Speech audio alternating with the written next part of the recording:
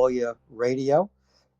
In just a few moments, Robin and I will be going live tonight, as always, on a Tuesday night here on Volya Radio. Robin and I are on something of a mission tonight, and that is to focus everyone's attention on Ukraine. Robin, there's no reason for attention to wander, is there? No, I agree with you. I think there's a lot that's been pulling people's attention away, but Ukraine is the purpose of our space here, and is in a very important important place in this resistance to the Russian aggression, and we really do need to make sure that we here continue to focus our attention like a laser on Ukraine. There are other spaces that can take care of other issues that are also important, but our mission is to let people know what's been going on in Ukraine, and it's been quite an eventful 24 hours, hasn't it, Alan? It really has, Robin. We're going to use the nest tonight as visually as possible so that people can get a sense of what is happening all over Ukraine with the power situation, but also with the beauty overhead, Robin. I mean, this is one of the remarkable things about Ukrainians. Not only do they prove their resilience on the ground, but they take time to look up, not at interceptor missiles in the sky, but at the northern lights. And we're going to put some photographs from Kyiv and from Lviv and other places around Ukraine so that people can see, as I say, the beauty in the sky over Ukraine tonight. That reminds me, we have to do a timestamp, don't we, Robin? Oh yes, I had it all up here ready to go too. When Heather isn't here, we get all discombobulated.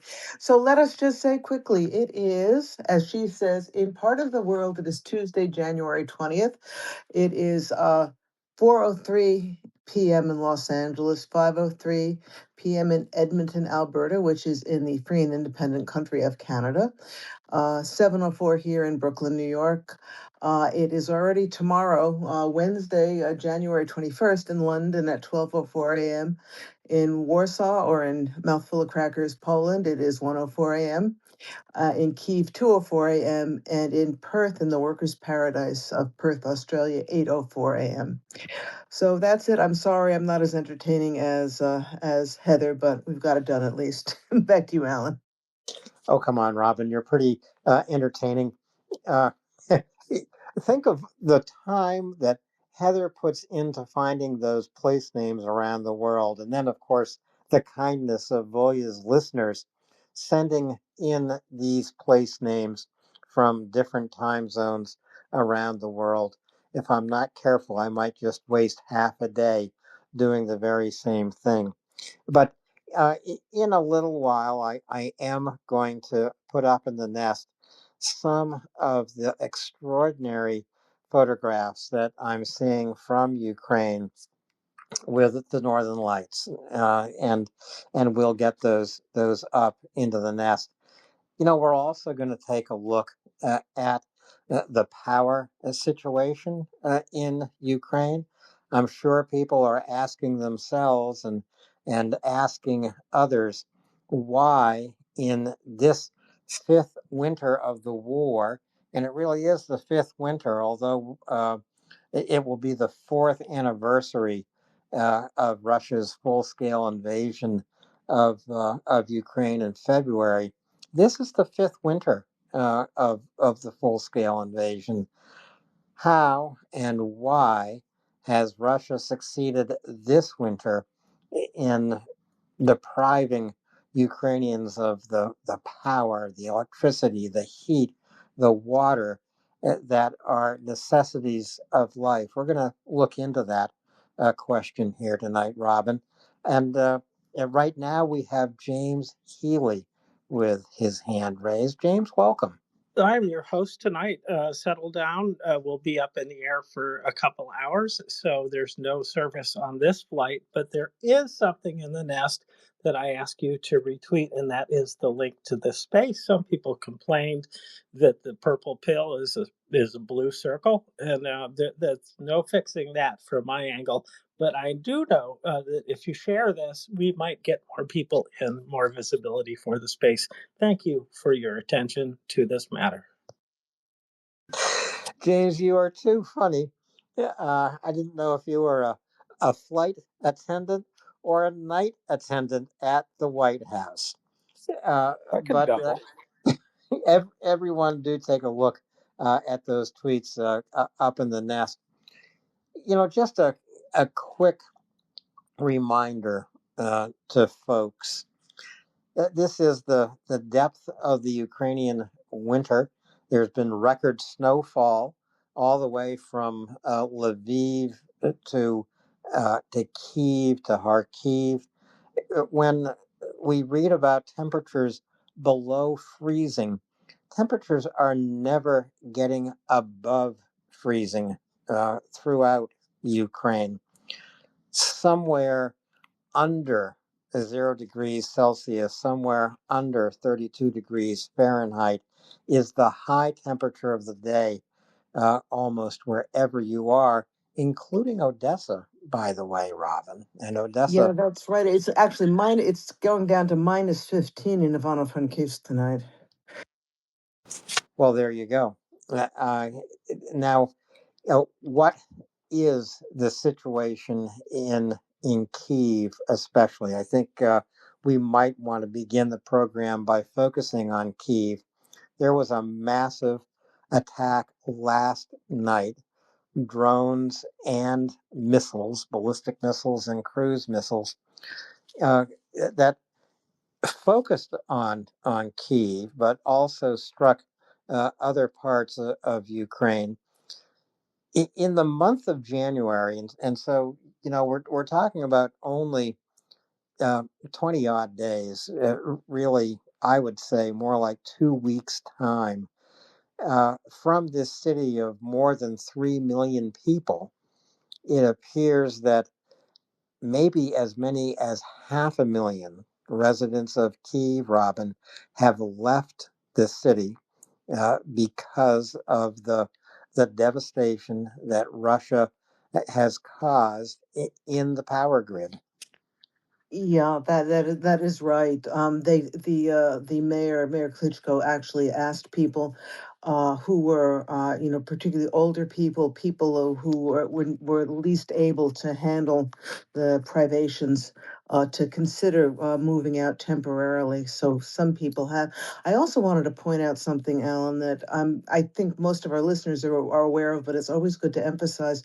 Um, that the Russians, as usual, are aiming at civilian targets.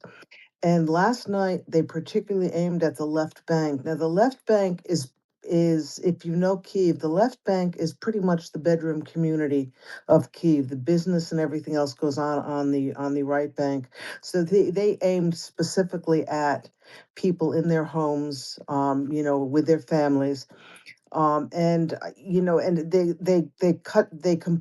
they were completely cut off from both water and electricity for a time. The energy workers in Ukraine are incredible. No matter how many times the Russians do this, they somehow manage to patch something together. Water supply has been restored to the left bank, and people were completely without water for a while. Oh, thank you, Alan. I meant to post that. Yeah, Alan just put something up in the nest that I wanted people to look at, and this is part of what I was going to be talking about. This is a schedule. This is an electricity outage schedule. This is not for Kyiv. This is not for Odessa. This is not for anywhere in these. This is for Ternopil, which is in the far west of Ukraine, the area that really ought to be doing the best and is pretty much doing the best as far as outages. And you take a look at it and see all those red lines there, those are different zones in the city. They try to change it around from day to day so you aren't always, people aren't always having missing electricity at the same time. But imagine in the middle of the winter, um, you're still going to work, you're still getting your kids off to school, you're still trying to have a normal life, and you have to plan your entire life around these little blocks of time when you'll have electricity. And Ukrainians being incredibly resilient people and also having great senses of humor. I mean, it just amazes me how the really funny, heartwarming and funny videos that people have put up, a lot of them on Instagram, of somebody sitting on the couch in the dark, and then the light goes on, and the guy gets up off the couch and runs and turns on the dishwasher and turns on the washing machine and plugs in everything to charge, and starts the vacuum going, and it's very funny, it's cute, but this is life for Ukrainians. This is, it's gotten worse again, but this is basically for the last 4 years more or less what people have gone through. And I just think it's important when you see this kind of thing to remember that 4 years ago these people were living in a peaceful country, were doing exactly what we do every day, getting up, going to work, taking care of their kids, leading their lives. When you see pictures, I see a picture today on the left bank in Kyiv of a row of cars that had all been destroyed by some kind of ordinance being dropped on them. And I think it's important when you see that to remember this is not a picture of a war zone. This is exactly what your parking lot would look like if somebody dropped a bomb on it. These were people who, and with who spent a lot of time and effort and money getting themselves a good car to get back and forth to work, to get the kids to where they needed to go, anything. And this is what's happened to them. This is not like I said, this is not a war zone. This is a European. This is the capital of a European country that this is happening to, and I think it's always important to remember that. Anyway, back to you, Alan. Thanks. Thank you, Robin. It is important to remember that. Also important to remember that today, President Zelenskyy said to the people of Ukraine, he's staying in Kyiv. He's not going to Davos, Switzerland, where so many of the world's leaders have gathered for the World Economic Forum. Uh, Ordinarily, this would have been an important venue for Zelenskyy to attend. This is where he can meet with other national leaders and draw together people in the very same room who are not always together often, and talk about what Ukraine needs. So he's not doing that in Davos, and I think that this is a statement that actually helps us focus on Ukraine. President Zelenskyy is in Kyiv and standing shoulder to shoulder with all the people of Ukraine, including, if you go up in the nest, take a look at this story about the energy grid workers in Ukraine and what they do to reconnect thousands and thousands of homes all over Ukraine, thousands of apartment buildings. And over and over again. It's not even they do it once, they do it over and over again. Well, that's exactly right. They do it again and again, and I might add, in harsher and harsher conditions. Look, we have three listeners who've come up to speak. Dan, Saint, oh, damn, Saint Robin, help me, Sinclair. please. It's our friend Sinclair. I know. Thank you. Mother Superior. Call her Mother Superior. It works better. Mother Superior. So Dan, go ahead. Yeah, I Then thought Mother you were calling Superior. me Then Dry Fly, and then Bruce. I'm so thrilled. I was getting thrilled, Robin. Alan. I thought you were calling me Alan. I thought you were calling me a saint. Something I'm not. I was just coming up. Dan, I know you're not a saint, Dan. Anyway, sorry. Yeah. This is. I posted this. Your thing in the nest there. Yeah, this is. I spoke with Chris earlier today. Chris Sampson, and he was describing. He just got the lights back on for a few hours, so he was gonna get off and do something. That was at 10 o'clock their time at night. And he talked about the strike last night and stuff. But I just want to, I posted, I saw that and I posted onto the thing. I reposted that thing that you put up in the nest about the energy grid workers. I mean, they are the heroes of Ukraine. It's just amazing. Um, and they're also in vulnerable areas where they're at risk for second strikes, just like the rescue workers. I posted that this is a genocide from a terrorist state, Russia, in action. And this is the action of the people trying to save the country. But I mostly posted it as this, folks, is a terrorist state right now. This is what Russia's doing. They are a terrorist state, period. Um, yeah, and I just wanted to note that I tried to repost this space because when I first came up, I could not see it in the emojis anywhere, and I was going to try to pull up Ernestine to post with it because she got her blouse in a little bit of a twist at Elon. She was getting ready to pull the plug on his network pretty soon. Yeah, she was a little pissed because she didn't see the emoji up there and she couldn't get in.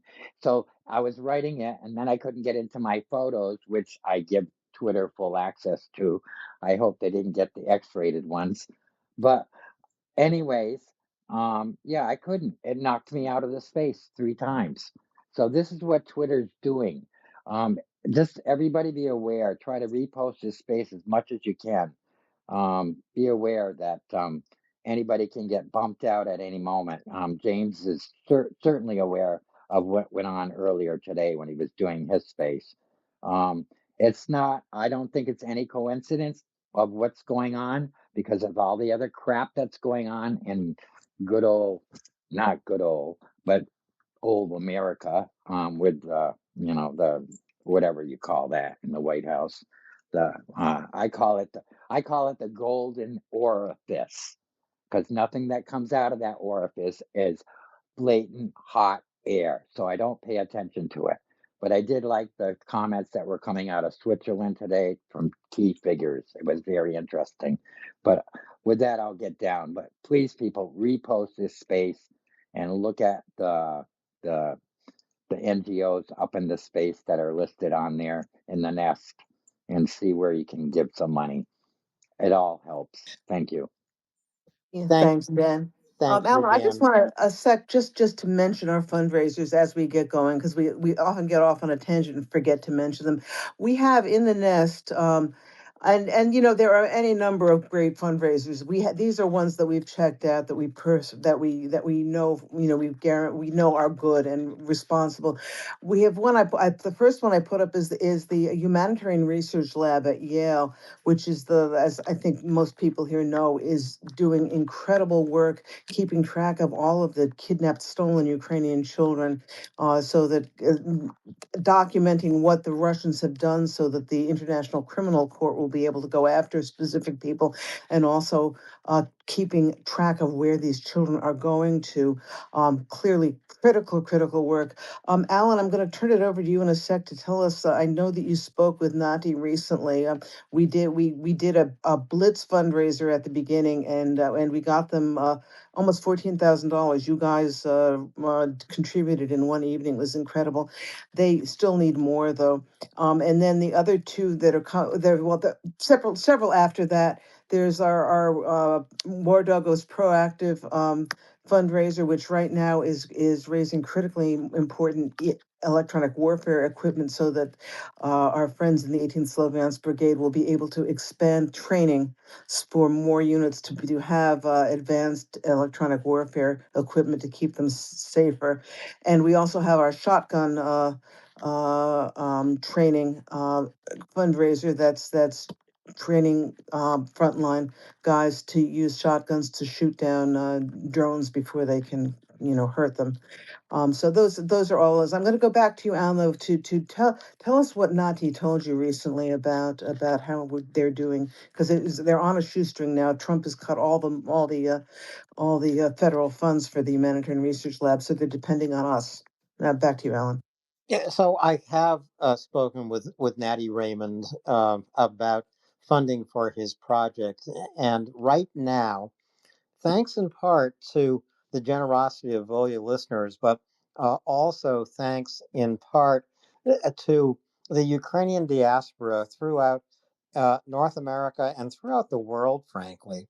The Humanitarian Research Lab has raised sufficient money to continue their work uh, right through the spring. I'm not going to be specific about it, but through the spring.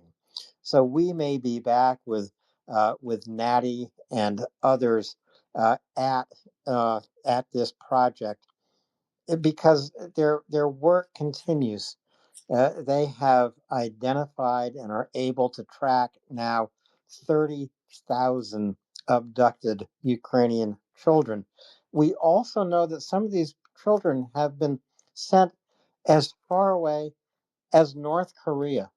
Now, if you can just imagine that for a moment, to be taken from your family, your home, from your mother and father and brothers and sisters and aunts and uncles and cousins, and not sent somewhere in Belarus or Russia, but sent all the way to North Korea in some kind of sinister cultural exchange that Maria Lvova-Belova and Vladimir Putin dreamed up. It is absolutely horrifying. Look, just before we take additional hands here, Robin, I want to emphasize something that Dan said, that Russia's attacks on Ukraine's power grid, on Ukraine's electrical infrastructure and infrastructure of all kinds, gas, water, utilities, these are everyday necessities. But whether you freeze someone to death, this is what Russia is attempting to do in Ukraine today, or whether you attempt to starve them to death, this is what Russia attempted to do during the Holodomor. You are committing an act of genocide. So I do want to emphasize what Dan pointed out to our listeners.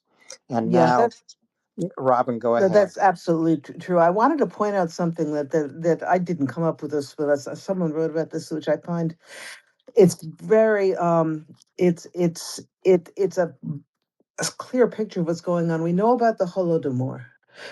This was the intentional starvation by Stalin and the Russians of millions of Ukrainians. Um, that now the word for famine is holod, to be hungry. The word for cold is holod. It's spelled with a different first letter, but this is being people are beginning to call this the holodomor, meaning the death by freezing. Because and thank God, the Russians have not managed to kill large numbers of people, but this is clearly their intention. So I think it's just it makes it even clearer what's going on. This is another Holodomor, really. Thank you, Alan. Thanks, Robin. It really is. And we will post more photographs from around Ukraine and talk more about the cold and the dark in the depth of winter in Ukraine. First, we're going to Mother Superior, then to Dryfly, and then to Bruce. Go ahead. Good evening, everyone. Добрый вечер, guys. I'm so happy to be here with you. And I wanted to speak to what the topic has morphed to here with the intense forced cold.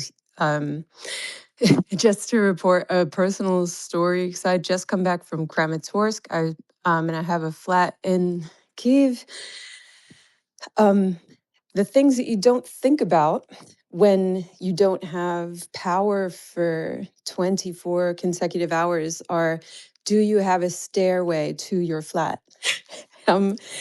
And I did not have access to one because the door is an electric lock and the elevator that goes up to the flat was shut as well because the power's out.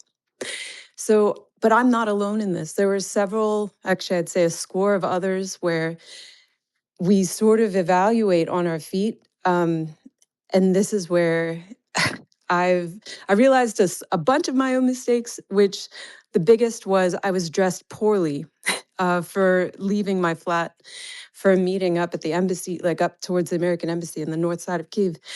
By the time I'd come back past curfew, we were supposed to have had electricity restored. It was not restored. And I'm also out. It's curfew. There's like, it was a nightmare because it's so fucking cold. It was so cold. I couldn't feel like to my elbows. And I'm young, like I'm in my 40s. I'm looking around. There's others with me.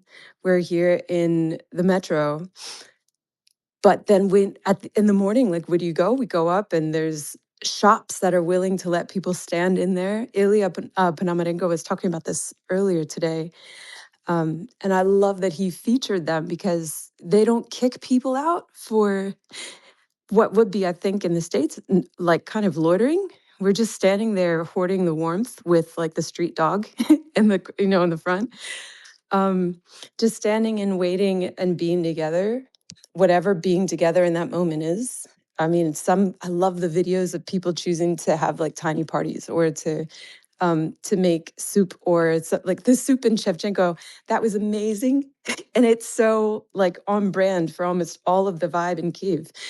I mean, it's very important that we talk about this like forced cold and this attempted mass way of harming a whole country. I also want to uplift the Ukrainian spirit, which is absolutely unbreakable. This is like short of people dancing in the middle of feeling miserable just to keep warm. This is something that has taught me quite a bit. So I wanted to mention that. I've got a bunch of other things I want to talk about, but I want to jump back to one comment that I had about Zelenskyy, which is why I raised my hand in the first place, which is Zelenskyy staying in Kyiv, especially now. I found this to be one badass move. This was awesome because it's such an out loud answer to this global complaint that there's too much fucking talking and not enough acting. Of all of the conversations he could be having right now, of all of the photo ops, there are none that he probably hasn't had this week that would move the needle. For him to move the needle at all, he wants his body to be with his people. And I think this is exemplary. Not just his belonging there, but I love that he has publicly stated that he was going, he's not going. And it almost is saying, that's almost, and I see it as a bit of a protest. Like, I'm done talking. I've nothing, that's his way of saying, I'm done talking. I'm going to go over here. You guys figure it out if you want. If I have power, you could FaceTime me. You could like Skype me in.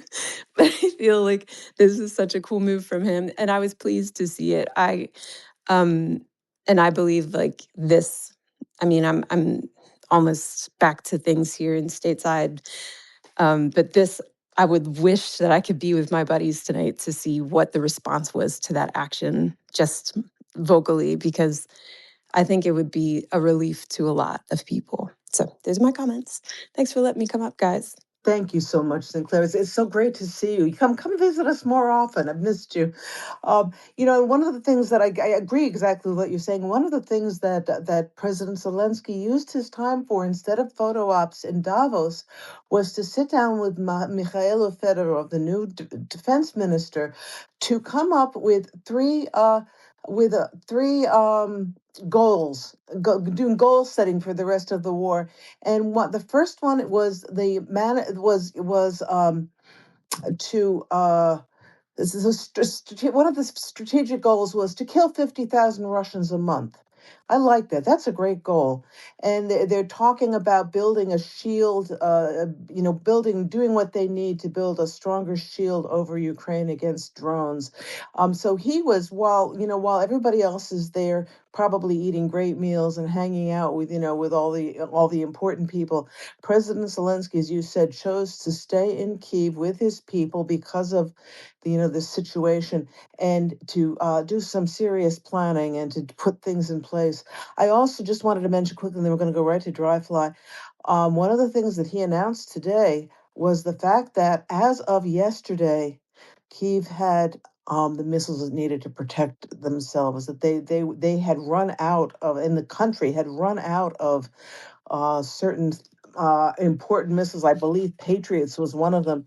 And they, I mean, talk about, I mean, if you're a believer, you'll say the hand of God. I don't say the fact that yesterday, before this massive attack on Kyiv, they were able to replenish those rockets. They had what they needed to at least fight off a good portion of what the Russians threw at them. When they think about what would have happened if those batteries had been empty. So, that's another thing too. President Zelenskyy and the people around him, Mikhail Fedorov, I'm liking more and more the more I see of him. Young guy, 34 years old. Can you imagine? And they really they're doing what they need to do to place themselves to win this, and hopefully soon. Anyway, back to you, Alan, and then we'll go to dry fly. Oh, thanks, Robin. And if you look at the first tweet in the nest now, you will find an article about Ukraine's new Minister of Defense, Fedorov. I would just point out one thing about this young Minister of Defense. He has something in common with the leader of the unmanned vehicle force of the Ukrainian Defense Forces. That's Robert Magyar. Uh, Magyar is always setting goals for drone operators in Ukraine. And now we see Fedorov setting a goal for the military of Ukraine to kill or wound 50,000 Russians fighting in Ukraine. I just want to point out what is not measured is rarely achieved. And this new combination of young people in Ukraine's military and defense will make a big difference in what Ukraine is able to accomplish on the zero line in the coming year. We'll talk a little bit about that. Chuck Farr and I, on indications and warnings, have already suggested that January 2026 will be the most lethal month for Russian forces fighting in Ukraine. As of today, so 20 days into the month, I believe that we are already at 30 or 31,000 killed and wounded Russian soldiers in Ukraine. Maybe January will see that 50,000 mark achieved. February, of course, is a short month, even though it always feels like the longest month of the year to me. Now to dry fly, then to Bruce, and I know that February is going to feel like the longest month of the year in Ukraine. Dry fly, you still with us? Yeah, I am. I was just going to give some advice. Alan, did you winter camp when you were younger? Yes, I did, and had a damn good sleeping bag, but still had frozen toes. Yeah, I did too. I used to do quite a bit of it. One of the advice, and pass on to Ukrainians, you need to spread the word. There's a couple tricks, and one of them is, and I had friends, by the way, who used to test equipment for North Face and all that. They would send him equipment, and he would go to the top of an 18-story building in near the University of Minnesota, and he would tie himself down, and he would test the equipment whether it was cold or not. And then he would write a report and send it back to North Face and companies like that. Yeah, this one worked, that one didn't work. And so I had a lot of good equipment, and we did a lot of that. But one of the things we learned is that it's not just layering your clothes. It's also layering the space around you. So if I were in an apartment in Kyiv and the power goes out and my apartment gets cold, try to get an area around you that's about as small as you can handle just to heat up that part of the air. And you do it with your own body.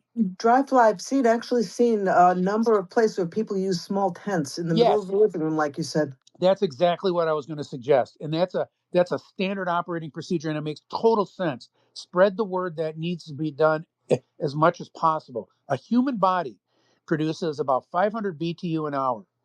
That's equivalent to about 1,500 watts. Uh, uh, about the amount of a small heater like you see under your desk at work. Now, if you're trying to heat a whole room and there's no other heat, that's it's just lost into the space and then it transmits through the walls. But if you have it around a small area like under your desk or in a tented area, you can be pretty warm. Well, your body produces that much heat. So these people need to have a safe place to go to when they get a cold shot like that. Go into it, bring in your sleeping bags, bring in your blankets. If you got family members, do it together because that's like 2 space heaters, 3 space heaters. If you got a dog, bring it in, eat lots of high calorie food. And believe it or not, you can actually survive pretty well doing that. Now, it's hard to function in your life. It's hard to go to school. It's hard to go to work. But when you're coming back and you're cocooning, literally cocoon. Now, there's one other piece of advice on this, and Alan will tell you, if you do not vent it well, okay, you're going to get moisture inside, and that's going to make you damp, and it's going to make you colder. So the trick to the whole thing is, yes, you want to have that space, but you also want to make sure that air can get in and out so your breath vents out, so you don't end up with a whole lot of frost and stuff on the inside that eventually melts and drips down on you.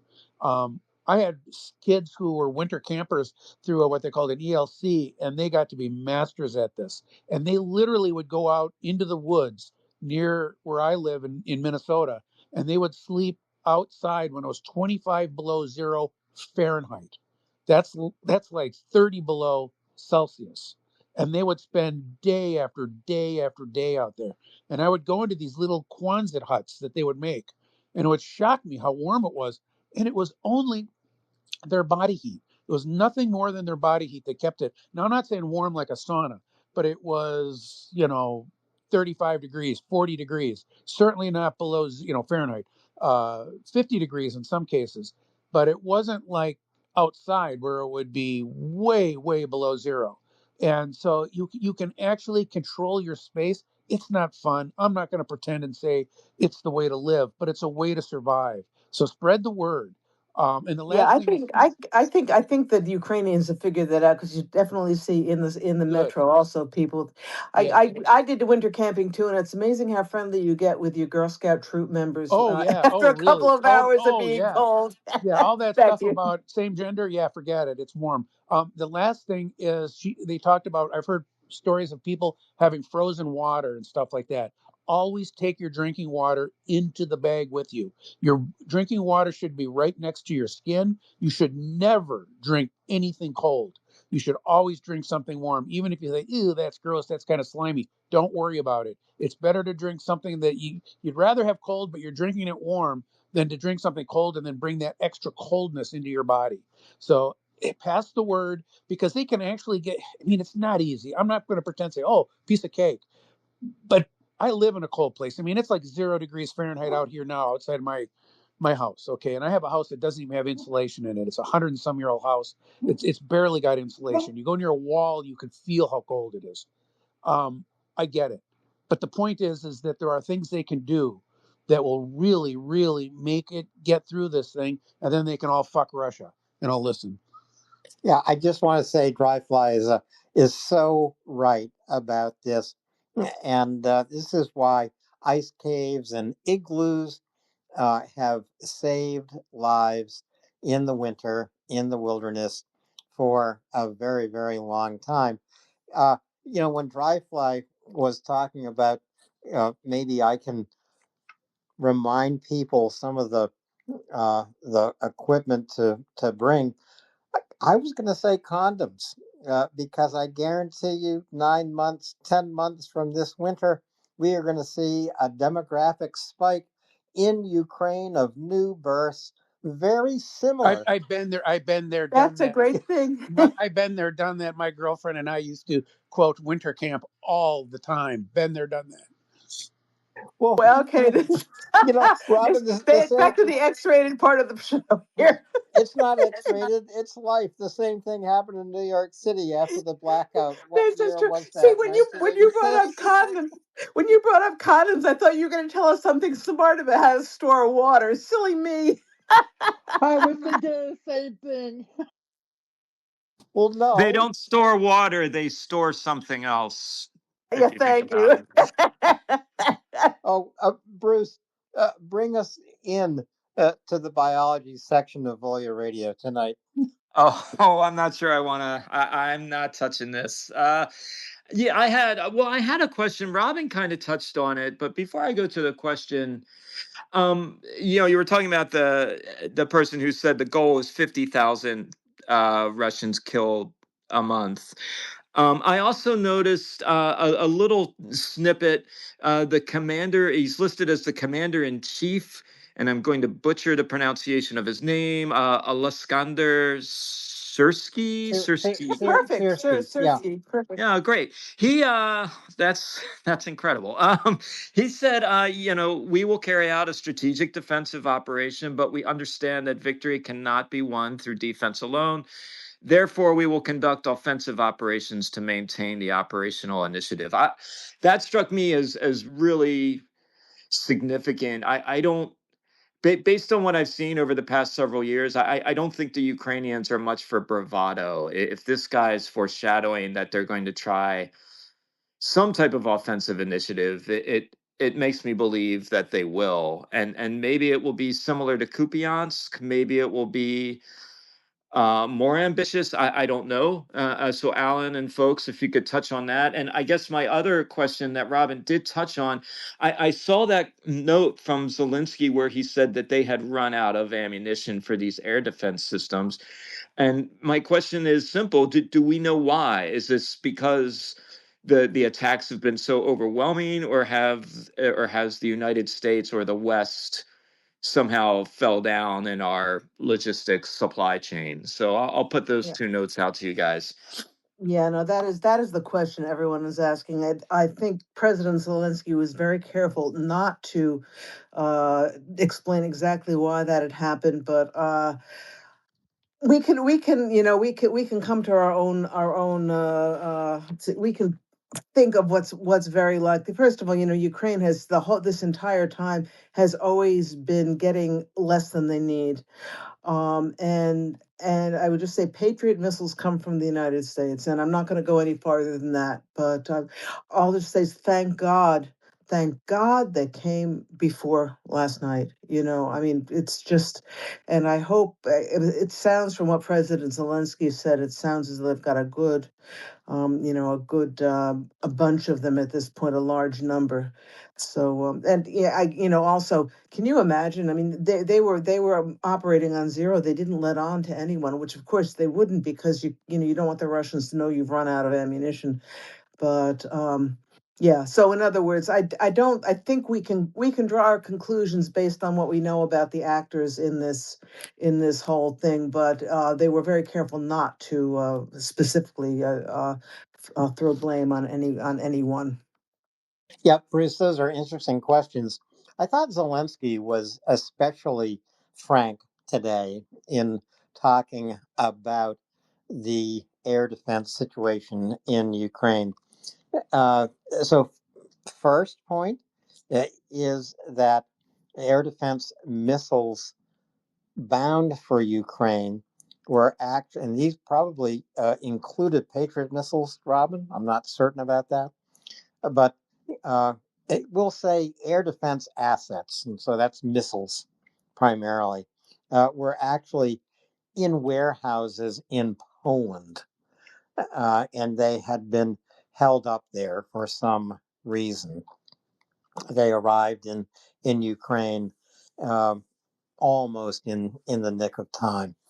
So the additional things that Zelensky said about air defense today in Ukraine.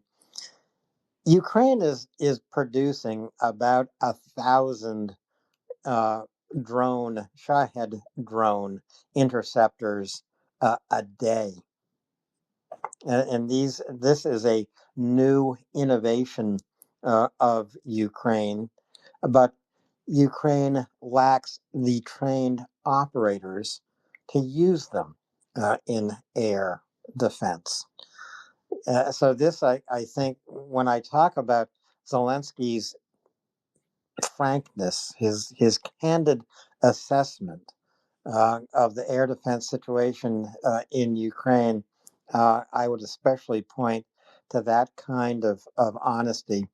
And the third thing I will say, as Robin said, as Bruce has said, uh, from the very first day of Russia's invasion of Ukraine, Ukraine has needed more of everything, but especially more air defense. James and then Brian, I am betting I got something wrong, James. Did I? Well, I wouldn't say wrong, just off by a little bit. The number of interceptors that Zelensky talked about during the Yalta summit meeting was 1,500. And about a month ago, or maybe less, I'm not quite sure, he said we are getting that number every day. So the 1,000 is more like what the target is for Russia to launch in a day. And during the last report period yesterday, essentially they shot down 925 drones. That's just staggering number of tactical drones. Well, I think that is the other thing that has changed in Russia's terror war against Ukraine. Robin and I said we would address this question of why, in this fifth winter, has Russia finally succeeded in plunging Ukraine into the dark and cold. It's something they attempted to do in 2022, in February and in March, if you remember. It's something they attempted to do again in 2023, 2024, and now in the winter of 2025, 2026. Why have they succeeded now? Um, well, a couple of reasons. One, insufficient air defense for Ukraine. And this is on the United States and Ukraine's EU allies. More air defense has been required in Ukraine from the very beginning. Secondly, the terror war that Russia has aimed against Ukraine is changing, and it has changed. Zelensky alluded to this today when he said that Russia's tactics with drones and ballistic missiles and cruise missiles had changed. He didn't elaborate on that. He simply said that he would inform allies, so including American partners, what is different about Russian tactics in this terror war? Uh, I really want to find out. I really want to get to the bottom of that question. As I say, Zelensky alluded to a change in tactics. I don't know what that change in tactics could possibly be. We have seen tactics change throughout this terror war, everything from cruise missiles flying at very low altitudes to missiles flying at very high altitudes and then coming straight down on the target, making that missile or drone harder to detect. But this apparently is something new and um, even more dastardly, I guess. And maybe Chuck Farrer will help me figure out what the Russians are doing. Brian, any insights? Uh, well, I'm actually still recovering from your prediction of a post-war baby boom as a result of the current actions in Kyiv. I guess, from my perspective, that's actually probably a good thing because what I'm not going to want to see happen is after the Ukrainians win and I go over there and help out, I'm not going to want to be harassed and chased by the Ukrainian women, right? So if they're already pregnant, they're more likely to leave me alone and allow me to focus on my volunteer duties. Brian, I'm sure, Right. I'm sure they'll That could leave be you a real alone. worry. I mean, I'm a married man, Brian, I deal with it so every day, brother. it's a burden. I mean, and I get it, right? It's like trying to resist gravity, right? I mean, it's a visceral attraction, and I get it. But again, I'm married. You all had your chance, for quite some years back in the day, and yeah, you'll have to just go hit on some other American volunteer. But like I said, if y'all are pregnant already, then that's probably less likely to happen. I wanted to circle back to the Patriot interceptors situation, and assuming that that's what he was referring to, and assuming that and again, he's not saying it, I'm not saying it, but I'm inferring by what happened was that there was a replenishment from the United States. That's encouraging. Number one, obviously, it's encouraging from a short-term perspective because this is life-saving defense, air defense, right? We're trying to protect the Ukrainian civilians. But what that also tells me is that there is, as shamefully and as shabbily as the United States has treated Ukraine, in terms of messaging from the top down, there must be someone within the administration that someone had to approve this, right? This stuff just doesn't happen on its own.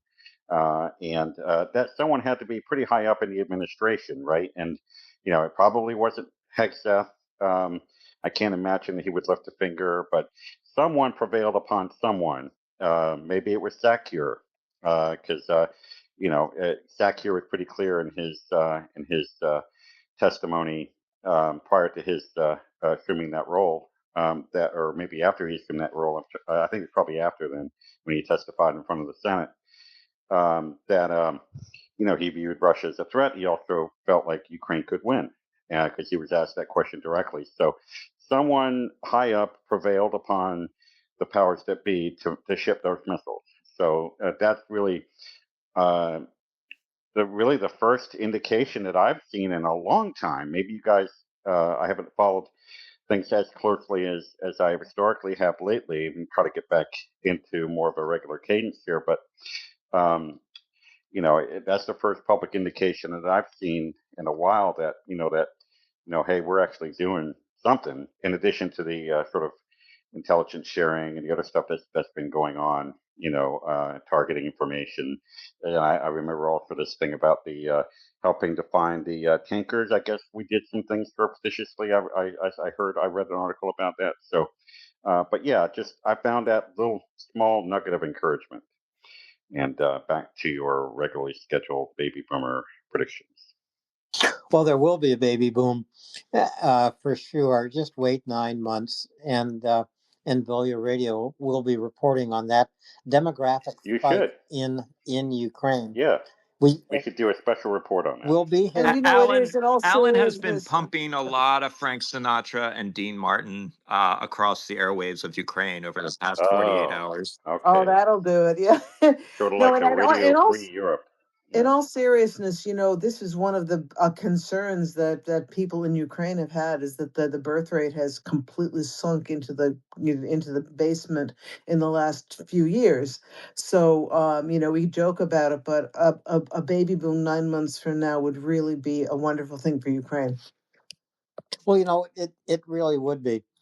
But that baby's mother and father tonight, have to be defended by air defense in Ukraine. Otherwise, there aren't going to be a lot of babies born in Ukraine.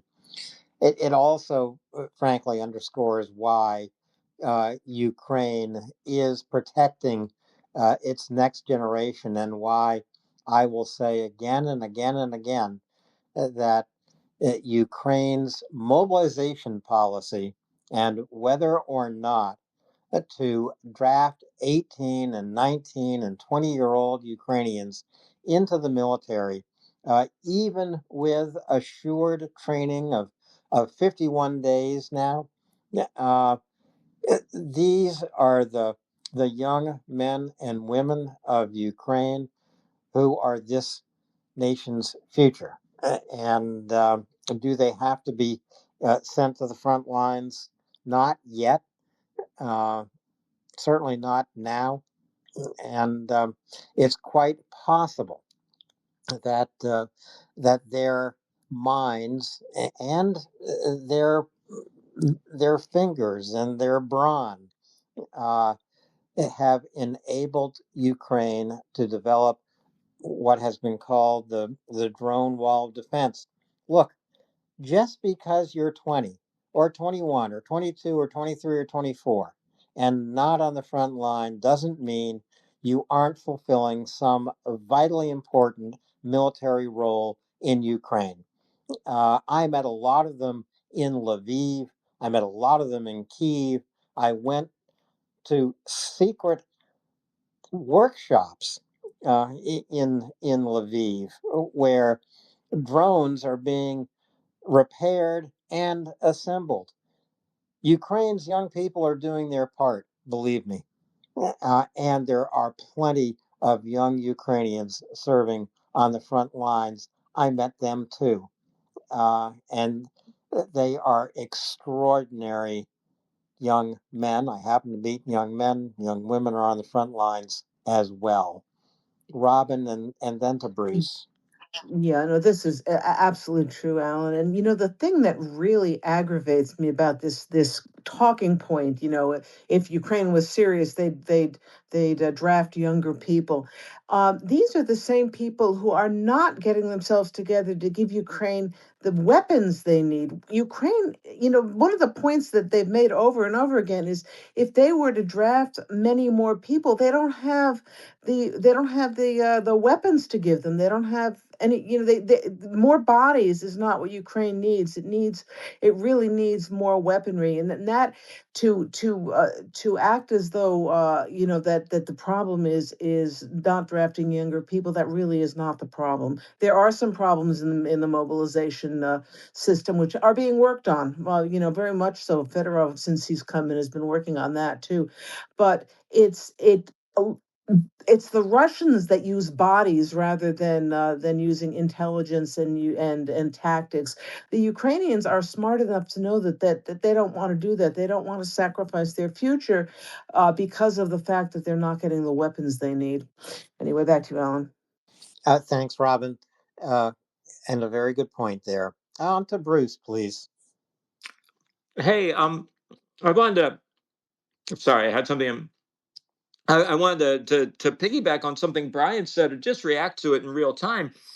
You know what? Whatever the Biden administration did wrong about Ukraine, the one thing that they did right was they were engaged on a day-to-day basis with their Ukrainian counterparts, and I think the most innocuous explanation that you could come up with for why Ukraine suddenly ran out of certain types of air defense is we're just not paying attention. I mean, during the Biden administration, we had the Ramstein process where we met with our NATO counterparts monthly to talk about what weapons we had in the pipeline, what weapons Ukraine needed, what weapons they had. I read several times somewhere in the Pentagon, on the military side, pretty high up, there was a military official who he said he was on the phone with Ukraine every day. How's this going? What do you need?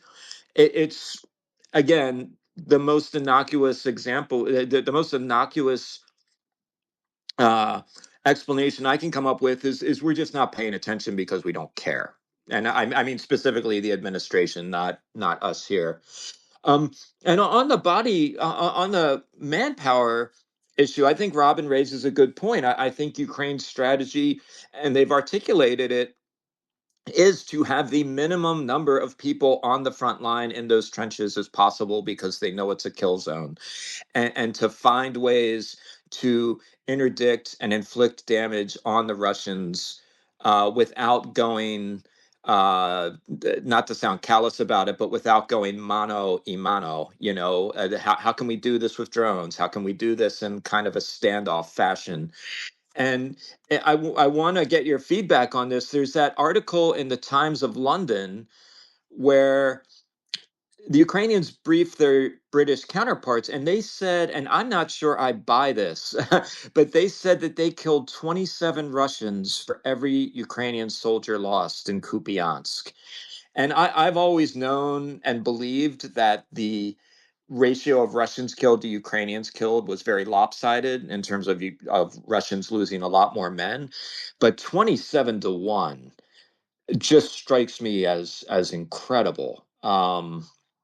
And I wonder if you, and so I'll just read the lead and let you guys respond to it. Ukrainian forces killed 27 times as many Russians as they lost when they fought to regain the city of Kupiansk, according to an intelligence assessment provided to the British military.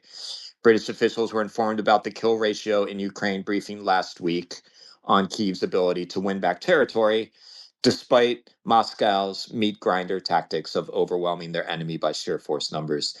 So I don't know if you guys want to respond to that, but I'm just kind of throwing out tidbits as I see them. Well, Bruce, I got to say that is a fantastic topic, one that Chuck and I are going to delve into in depth later this week. I want to go to James. I have some specific thoughts about that 27-1 ratio, but first to James, Bruce. Well, it's certainly not across the whole battlefield, that is for sure. But in concentrated areas, it is quite possible that what they're doing is using the ever-growing unmanned, vehicles department, the Magyars, peeps, who are doing a wonderful job of killing people without endangering any Ukrainians. This is something that I think they're going to come up with brand new ways to do maneuver warfare, and we're seeing the practice of that. And I think that it clearly isn't that rate in all places, but it is the model going forward. So the unmanned services is the fastest growing, is still going to be the fastest growing part of the military in Ukraine for some time. Bruce, back to Can I, you. yeah, just very quickly, and Alan, I really look for your wisdom.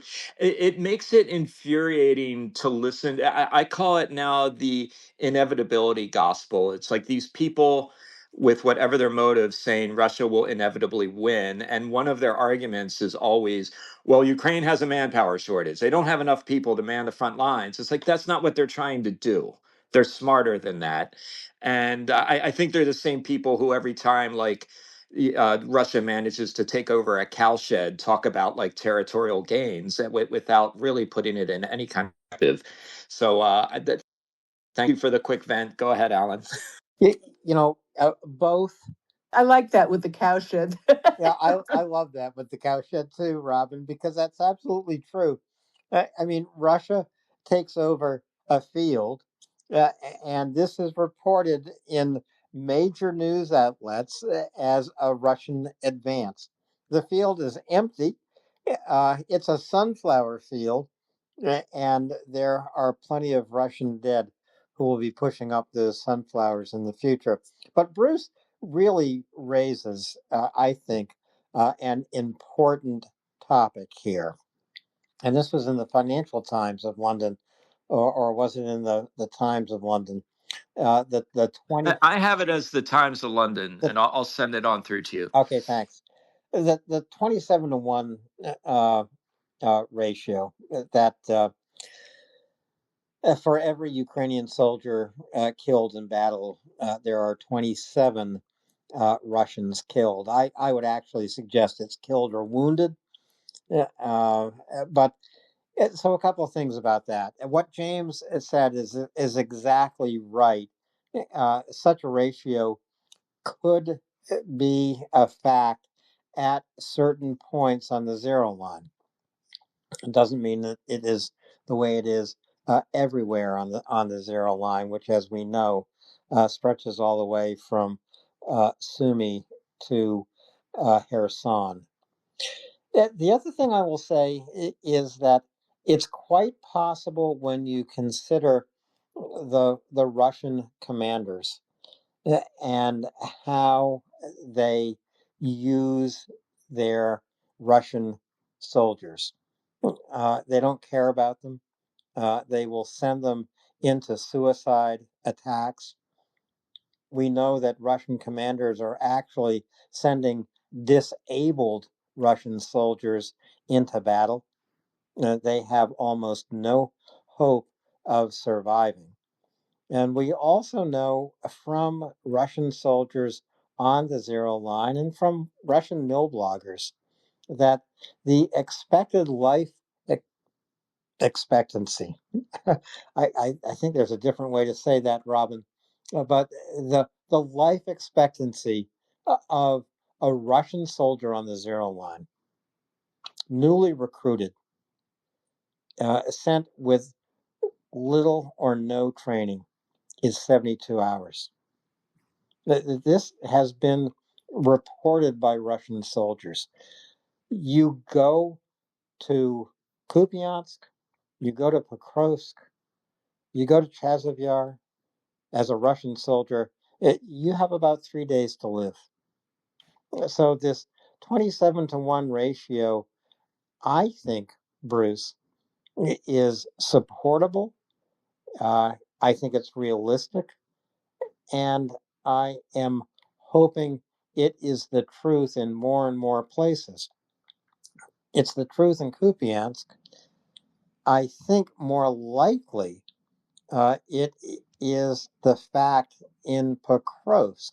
If you look at Chuck's maps, and this is something Chuck and I are going to get into later this week, but the maps of Pokrovsk are changing. It is not a static situation in Pokrovsk of attack and counterattack. The Ukrainians are inflicting extreme losses on Russian forces in Pokrovsk. I'll put up Chuck's latest map in the nest.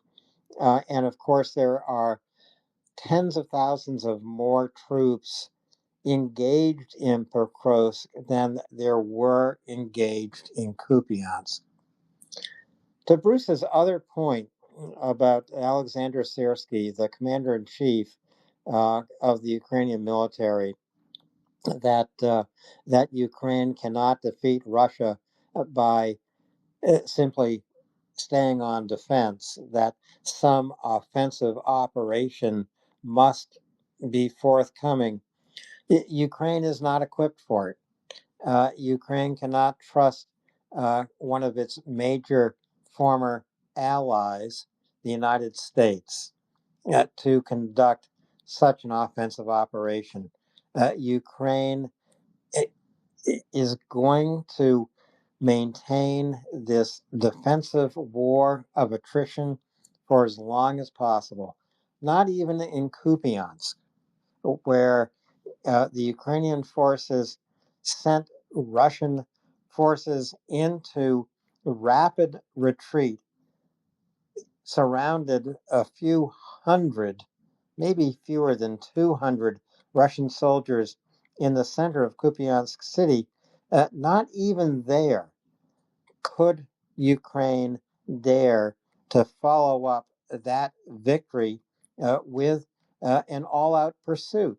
And it is because Ukraine is not equipped to do it. It's because intelligence for Ukrainian commanders delivered from the United States could be cut off at any moment, as it was in Kursk. So Ukraine faces serious problems that it needs to solve before it undertakes any kind of offensive. And where will that offensive be? It will be somewhere Ukraine has success on the zero line, somewhere like Kupiansk, maybe somewhere like Pokrovsk, because Ukraine's not done there. Uh, it won't be in Kherson, although Kherson needs relief from daily artillery shelling and from the human safari. But Ukraine can't cross the Dnipro in Kherson, just as Russia cannot cross the Dnipro in Kherson. It's not going to be in Vovchansk, to the east of Kharkiv. It's going to be somewhere in the Donbass, somewhere between Kostyantynivka and Pokrovsk. Bruce, go ahead. Yeah, you brought up an interesting point. I'm not saying this to contradict you in any way, but I thought this was interesting. I'm looking at remarks that French President Macron made, I believe on January 15th, where he said where Ukraine was overwhelmingly dependent on American intelligence capabilities a year ago, today 2/3 are provided by France.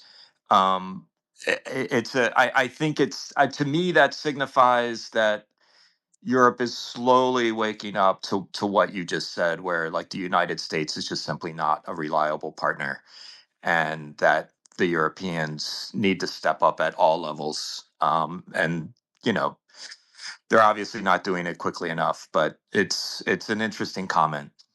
Yeah, and Bruce, one of the things with the Sersky talking about going on the offensive, what is going to happen at a certain point, and we won't know when exactly, is that we will have reached the tipping point where Europe has managed to backfill enough of what's been lost by the United States leaving Ukraine in the lurch, and it at that point will become possible for Ukraine to go on the offensive and possible for a lot of other things, and we'll only know that after it happens. So we all hope it will be very soon, but it's an interesting. We live in interesting times. Let's put it that way. Indeed, we do, Robin. And Bruce raises an important point here. I did see that news about France supplying intelligence to Ukraine, and it is important that allies like France, and allies like the United Kingdom, allies like Germany, allies like Italy, and Norway and Spain. They all have superb intelligence services.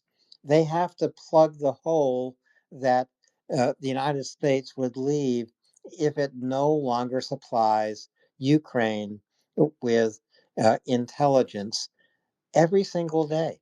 Look, the no other nation has the satellite intelligence gathering capability that the United States has. So if France is trying to plug that hole, if other allies are trying to plug that hole, there are still going to be blind spots. Another another Alex Ferguson. Can't I just call you Alex? Alex? You can just call me Alex. I've been called far worse than either. But I also just want to give a shout out to the Japanese. It's actually not just the European allies. Japan provided its synthetic aperture scanning capability from its satellites. So it has some super advanced satellites, which basically use a process called synthetic aperture, which means if you want to get like a bigger image, you take a photo, the satellite moves, you know how much it's moved, you take a photo, bunch of image processing, clever stuff happens. But yeah, Japan had a cutting edge capabilities, all launched like might have been as recently as last year, if not the year before. But yeah, the Japanese are providing that capability to Ukraine. And a bunch of other countries. Like I had absolutely no idea that Finland had invested a bunch of money in like a public-private hybrid for like commercial space imagery, but they're now giving that as well because the Finns are based. We all know that. But yeah, no, it's one thing I would say is Ukraine's resources and intelligence, even if America goes, they're not going to be bad to start with. They've got their Swedish, AWACS planes. They've got various satellite capabilities coming in. I'm sure their other allies are providing stuff. Ukraine's reconnaissance capabilities are only going to get better in the space domain. Russia's whatever they have is only going to get worse and just break itself because it's all crap and out of date anyway. But yeah, let's not forget our smaller little allies like Japan. Quiet, understated. But when they come in quietly, and I'm sure, okay, they're not going to provide weapons, but I'm pretty certain a satellite which can feed through the skies so that other weapons can hit what they want to hit pretty bloody useful. But the Japanese can say, hey, we're not doing anything military. It's like, yeah, sure. In the same way that when we send Mavic drones as individuals to Ukraine, we know obviously it's just for taking wedding photos and videos, right? Oh, you figured that out. Yeah. I like that you mentioned these smaller countries who are stepping up. There's a absolutely heartwarming story about Azerbaijan sending its latest shipment of many of energy, that help with boilers and other things that are needed in the energy sector now. And it really is. I find it. I find it as frustrating as it is. I also, because it's not fast enough, it really is. I find it touching how much so many countries all over the world have recognized who is in the right here, and have stepped up to support Ukraine however they can. Back to you, Alan. Yeah, I would also point out, Robin and Alex, intelligence not only comes from satellites orbiting Earth, intelligence comes from the ground itself, from Melitopol, from Tokmak, from Mariupol, for that matter, from inside Russia, for that matter. We know that From Telegram. from Telegram. Look, we know that Ukraine couldn't have pulled off the spiderweb operation without assets inside Russia. We know that Ukraine can't reach out to the streets of Moscow suburbs and take out Russian generals and defense officials without assets on the ground. The Telegraph in Ukraine today, earlier this week or late last week, uh, had a brief report about opposition to Russia in occupied Ukraine, of just about the most dangerous thing you could possibly do today, almost anywhere in the world. And it was high level, it was not specific, but I encourage listeners here at Volya to reach back into the archives of Ukraine Today on the Telegraph and listen to that specific segment.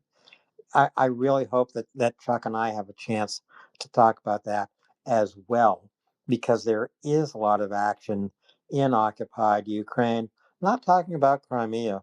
I'm talking about places like Melitopol, where a critical rail line runs for Russian resupply. Melitopol is called bandit country for a reason. Bruce, go ahead.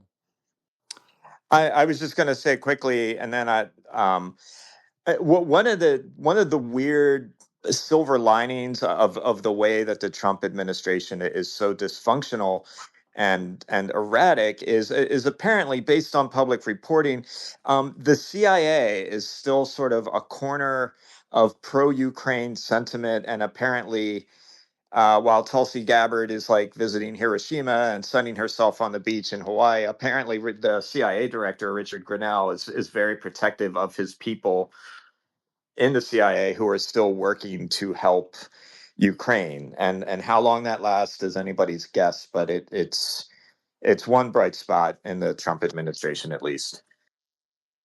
Really important point, Bruce. Look, the Trump administration is not a solid wall of disinterest and opposition to Ukraine. And Bruce is 100% right that the CIA is in full support of Ukraine and probably has more knowledge about what Ukraine is planning and doing, what Ukraine's assets are on the ground, than any other department in the Trump administration. I give a lot of credit to John Ratcliffe, who's the director of the CIA right now. I give a lot of credit to CIA operatives and desk folks in Langley, they are probably more responsible for keeping American support of Ukraine going than almost any other department in the Trump administration. I hope no one, especially Stephen Miller, is listening to this broadcast here tonight because I don't want them to know that. Well, Robin, I think we have done a I pretty good job here on Volya Radio tonight of th- keeping people focused on Ukraine, what we have, and I Ukraine needs. think I suspect that you're not able to see that Will has his hand up. It's vacuum. Couldn't see that. Will, go ahead. Yeah, I just wanted to add on satellite coverage because remember the important thing isn't to replace the irreplaceable. What America provides, it's important to be able to provide more or equal or better than what Russia has, and Russia hasn't successfully launched a observation satellite since 2021. They've had multiple failures of Landsat type satellites as well as other things, and they're launch platform is now dead. So you have the Japanese a company, a private company, but the Japanese government wrote a contract and a back-to-back with Russia, with Ukraine, to provide, as Alex said, synthetic aperture radar coverage on task when they target it. SAR is quite good because it can see depth as well as you can help determine depth. It's more sensitive and it's not doesn't worry about clouds and coverage like that. So you've got the Japanese, you've got this Finnish Polish radar capability that's now being, or satellite capability that's now being provided. Czechia donated a whole satellite to Ukraine about 4 or 5 months ago, or maybe 3, 4 months ago. And of course, France is sharing intelligence capability. Well, they're using their satellite capability to provide some information, but the other information about human intelligence is critical here, and Ukraine clearly has that. Well, has the wood on Ukraine or on Russia for that greatly. So. I think the synthetic and the other Eurosat capabilities that are coming on, as well as an alternative for Starlink, would be is coming into availability. So the thing is, America can just go boom. We've solved this problem and we remember it, right? You have to pay attention every day, like we do, to see the dribs and drabs of things that are coming in, which is why I basically call it the drumbeat when I do my segment. If I look through the summary and I see a drumbeat of support in intelligence sharing, in weapons delivery, in money to beef up the capability of Ukraine's manufacturing capability, or purchase of weapons under the Pearl program. As long as we see this drumbeat every month, uh, uh, will Ukraine will be able to maintain what it's got and slowly build its way out of this problem. And eventually, we will see in some location a reaction force available that when Ukraine does achieve a partial collapse of Russia like Kupiansk, we can see them pursue that failure and start take large swaths of land again. Um, I would say, Alan, I'm gonna go a bet with you on this one. That in fact, I think. A push through Kupiansk area might be more valuable than going against the mass that is built up in Donetsk. If they were able to push through to Kupiansk and hold the territory over to Svatova, the entire train line supply from the north down to the entire area of Luhansk and Donetsk could be cut. It's the real shame that they didn't have the follow-on forces when they took Kupiansk and the other areas in Kharkiv, Liman, and that back, because had they kept going, this war would have been a year or two shorter as well if they can cut that northern supply line to Ukraine. So Svatova is a very important point to watch, and I don't know where they're going to go for sure, but I'd say it's an even bet that that might be something they're thinking about as well. I thank you, Will, and thanks, Robin, because I couldn't see Will's hand, and Will and I can bet, and we'll follow that bet in the back channel and for the fun of it here on Volya Radio. Look, the really interesting thing to me right now about the reorganization that is occurring in the Ukrainian military, and this is with the new defense minister, Fedorov, it's with Magyar, and various other young commanders in Ukraine. There, and this will go back to Valery Zelenskyy as well. Zelenskyy tried to reform the Ukrainian military. There remains today a divide between Soviet-style commanders, of which Syrskyi is one, and new blood, Ukrainian-style commanders, trained by Canadians and NATO folks to leave behind the Soviet structure of military. I really think that in 2026, we need to see the Ukrainian military kind of completely absolved, rinsed of its Soviet past. I don't know, Will, what your thoughts are about that, or Bruce, what your thoughts are about that.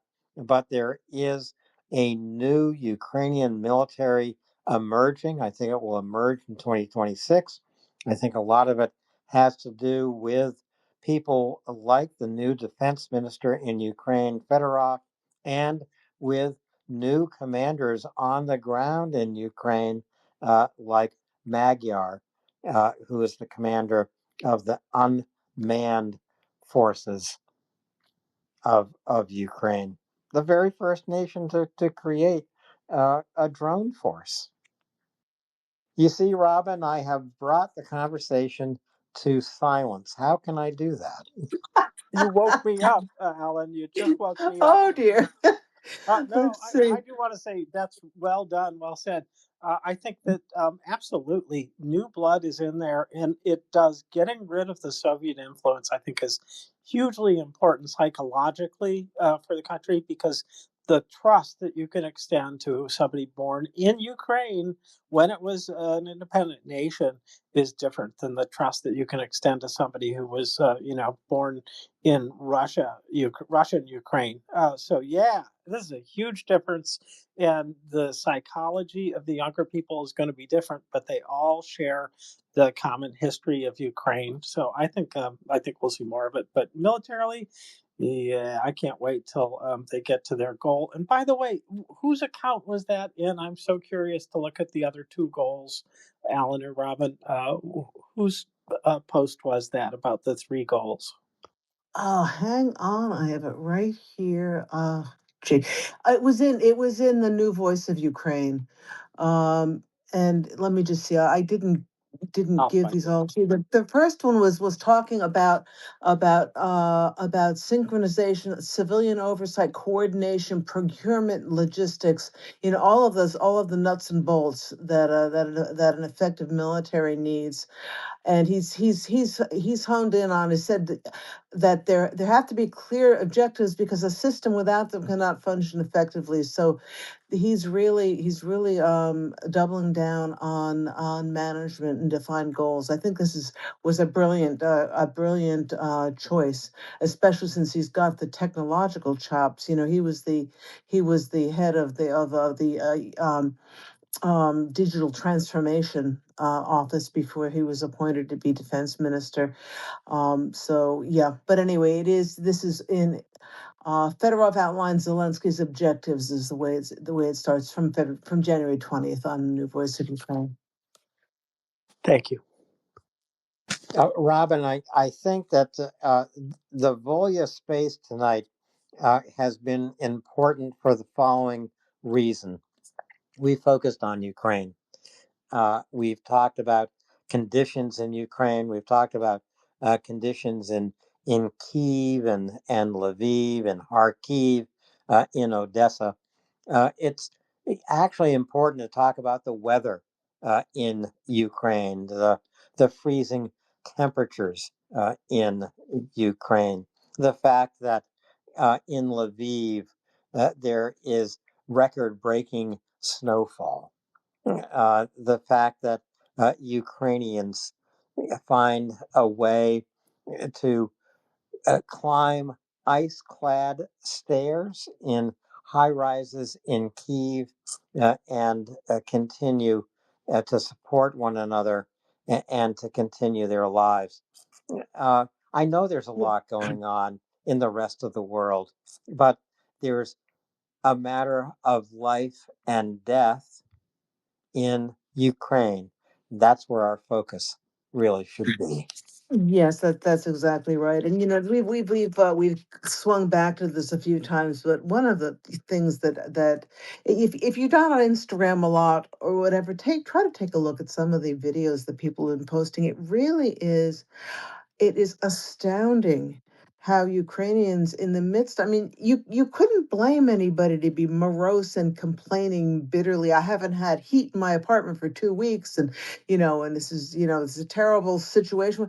You never hear that, and I'm sure Ukrainians have their private moments when they get down, but in terms of supporting each other, in terms of everyone seems to be working to keep everyone else's morale up, and it's really it's something to be admired. The strength, we've talked about this before. We've read several books on book club about Ukrainian civil society. It is a wonder, and it's particularly a wonder since as James was referring to, it's under 35 years ago that Ukraine was part of the Soviet Union. Now it was colonized by the Russians. It wasn't a willing member of the Soviet Union, but still Ukrainians for generations had to deal with that sick dysfunctional system where bribery and lies would get you what you wanted, and keeping your head down and never striving. Ukrainians were never particularly good at that. Thank God. This is part of the reason that, for example, the Chernobyl accident was not any worse than it was, because Ukrainians took it upon themselves to do something. This is why Kyiv was saved in the first days of the full-scale invasion, because nobody waited for directions from Kyiv. People got out on the street with, if they had somebody who had a shotgun from being a weekend hunter, was out defending his town. And this is something that as I said, that we really can learn from. And I certainly wish we had such a society in the United States. Will has mentioned, on the ground level, there is a lot of that, but Ukraine has managed to put together an incredibly strong civil society. Like I said, in under 35 years from having been a colonized entity of a horrific, aggressive and totalitarian nation. So it is really something to admire. It really is. I know that Dan has his hand up. Robin, I'm not sure I can see all the hands up from our audience here on Volya Radio. But if Dan is next, Dan, go ahead. And No, then dry well, fly. technically it's dry fly, but I'll be quick, dry fly. I just wanted to mention when I was talking to Chris today, he went over to his friend, elderly friend Anna, whom he calls Mama. That's his adopted mother in Ukraine, and he wanted to check on her building because they got hit near there, and also she's been kind of stuck there because the lift wasn't working between electricity and stuff. So the minute he goes in to the apartment, she's living in the old apartment he was in. Anyways, and it's close by near where he lives. The minute he went in there, you know what she did? She made him sit down and have some borscht. Yeah, Oh she yeah, served him of food. course, the Just Ukrainian sit women. down, eat some borscht. Yeah. And then I sent her for her birthday, even though I got there late. I sent her because it's a fundraiser. I sent her a great Scott Ukrainian scarf. You know what she did with the scarf? She gave him she said, "No, you keep warm." She said, "Take the scarf." she looked at it. Oh, that's nice, and she said, "You keep the scarf." That's how the Ukrainians think. Yeah. So yeah, I can't wait to get there one of these days. Thank you. Yeah, I read about an experiment, Alan, in a Ukrainian school, and it was really fascinating. It was a bunch of kids, and each kid had a balloon and wrote their name on it, and then they all threw them up in the air, and so they're all mixed together. And the idea was each person should get their own balloon. And now you can imagine 50 balloons, how hard it would be to find your balloon. But the teacher said, no, wait a minute. What you do is you pick up one balloon and you bring it to the person whose name is on it. And within a matter of a few seconds, everybody had their balloon. And that's the Ukrainian attitude. And that is the Ukrainian attitude, and that is why Ukraine survives and thrives. Dryfly, go ahead. Yeah, I just wanted to make one comment with respect to Searsky. Everyone is so harsh on Searsky, being an old Soviet guy, but quite frankly, I think he was the person Ukraine needed when they brought him back in. Um, it was a bad situation. I mean, they were in a tough situation when Zelenskyy was sent to England. Everyone wanted him to be NATO-like, but they really weren't ready for it, and they just had to stop. They had to stop the Russians where they are, and the only way you could stop them was by bleed them out, and it was never going to be nice. It was never going to be a clean deal, and he understood it. I mean, he had been fighting the Russians since what, 2014. I mean, he was one of the early guys.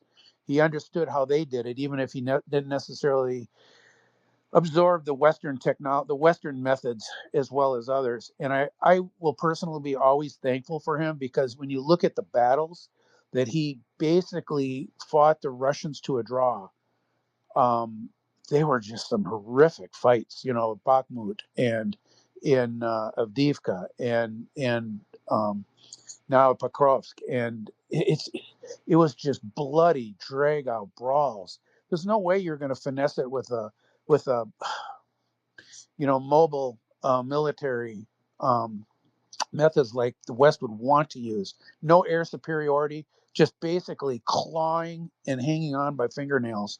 I think when history is written, he's going to have a better chapter in it than a lot of us are giving him credit for, and I will listen. Yeah, that's a good point, Dryfly. Also, one of the things that he has is because he was trained in that Soviet way of making war, is he has an understanding of what's going on the other side that some of the younger NATO trained people might not have. So, yeah, I Viscerally understands it 100%. And you can't believe it wasn't so much on this forum, but I was on some of the other forums where there's more military guys come in more routinely. And oh God, they were just ripping him because he's doing this and doing that, and it's a blood thing. And I just like, hey man, read American history. Was Gettysburg a nice clean movement? No, it was it was Cemetery Ridge, and it was fixed bayonets. And sometimes you just got to stop the other guy with little more than courage and bravery and blood, and he did. And I will always be thankful for him, because he might have been the guy who did the sort of the 300, you know uh, uh, basically sacrificed more people than we would like to have seen sacrificed, but bought the time Ukraine needed to get modern, and now they're in a position where they can go to the next level. And I'll listen. Yeah, that another point in all of this to Alan is there have been continuing problems with Ukrainian soldiers being sent for NATO training and getting there and saying, but how do we do this? We don't have air cover. But as the air cover issue gets to be better than it was, I think will be another tipping point. They are trained in how to handle it once they do have decent air covers. So this may be another strength that we're only going to see play out. Once the air cover is stronger. Yeah, Robin, as you and Dryfly have this conversation, I'm thinking that there is a third general.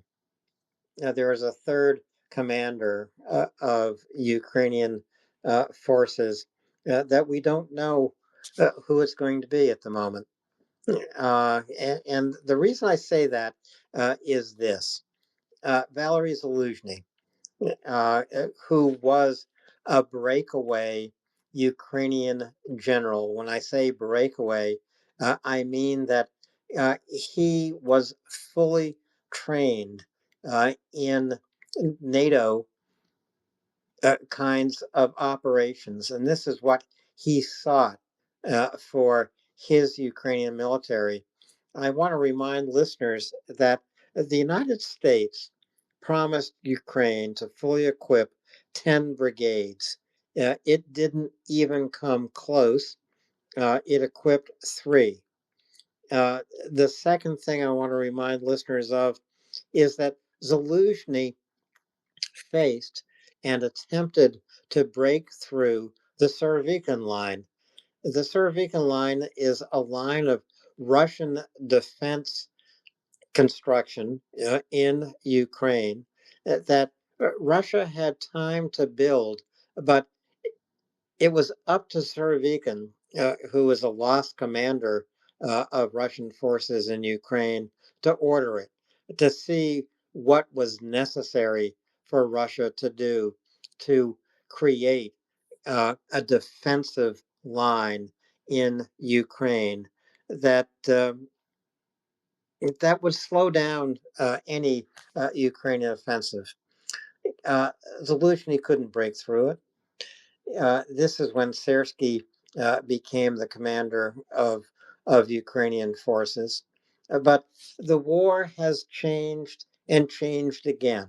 And that is why I think there will be a third general, not a Zelensky, not a Sersky, but a Ukrainian general who understands completely the nature of war today, a war that Ukraine has invented day by day by day.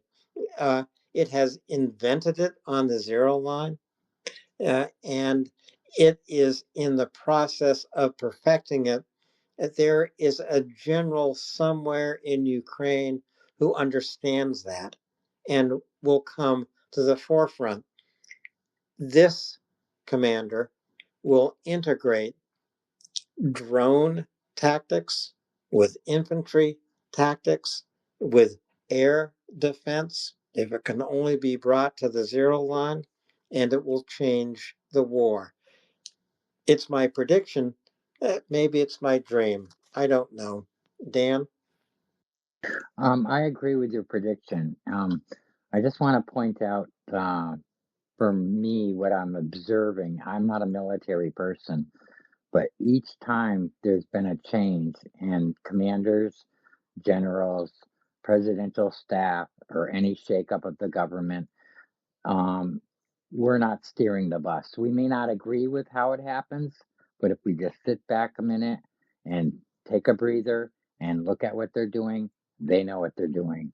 So I have every confidence that they have this all planned out. So your prediction may not be that far off, but each person is put in place at that time and moment. And sometimes the moments end and they move on to something else where they're better equipped, or they've served their purpose in that area and they move them along. And that's part of how things work in life. So I have every confidence that the Ukrainians, after centuries of this crap, they've got this. They've got this down pat. So I always say, if I don't steer the bus, it finds its way better than if I'm steering it, because usually it'll be in the wrong direction.